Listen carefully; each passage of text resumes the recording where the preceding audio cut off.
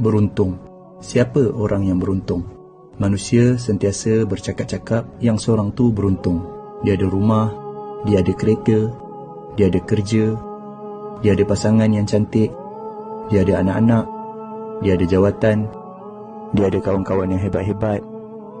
Ni semuanya untung. Tapi hanyalah untung dunia dan tak perlu didengkikan.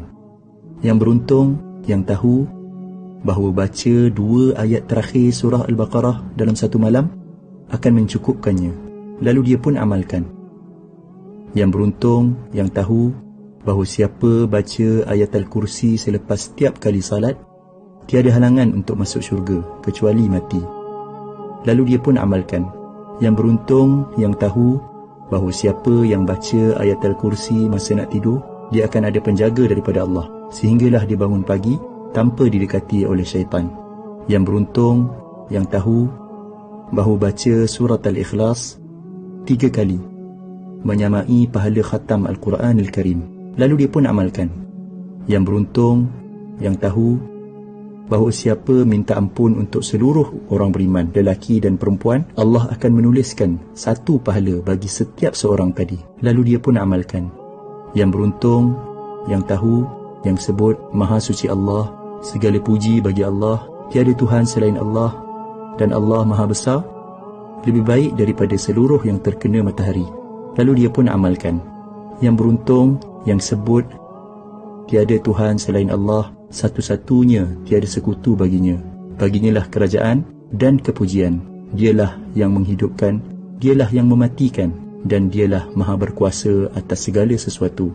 10 kali selepas salat maghrib dan 10 kali selepas salat subuh, sebelum dia mengubah kedudukan kakinya, menyamai pahala membebaskan 4 orang hamba daripada anak-anak Nabi Ismail AS.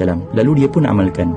Yang beruntung yang tahu, yang siapa yang sebut ketika mendengar azan, Ya Allah, Tuhan yang menguasai seruan azan yang sempurna ini dan salat yang didirikan, kurniakanlah kepada Muhammad kedudukan yang tinggi dan terpuji, dan bangkitkanlah dia di kedudukan yang terpuji yang telah engkau janjikan. Dia akan mendapat syafaat Nabi Muhammad sallallahu alaihi wasallam pada hari kiamat. Lalu dia pun amalkan. Yang beruntung yang tahu, yang dalam sehari ada 24 jam, tapi dia mampu membaca 1 juzuk Al-Quran yang mengambil masa lebih kurang 20 minit sahaja. Yang beruntung yang tahu yang waktu duha ada lebih kurang 6 jam dan dia mampu untuk solat 2 rakaat duha yang biasanya tak sampai 5 minit pun. Yang beruntung yang tahu yang waktu malam ada hampir 11 jam dan dia mampu untuk salat witir 1 rakaat yang mungkin tak sampai 3 minit pun. Yang beruntung yang tahu yang siapa yang sebut Maha Suci Allah dengan kepujiannya 100 kali, dosanya akan diampunkan walaupun banyak seumpama buih di lautan, lalu dia pun amalkan. Inilah dia orang yang beruntung.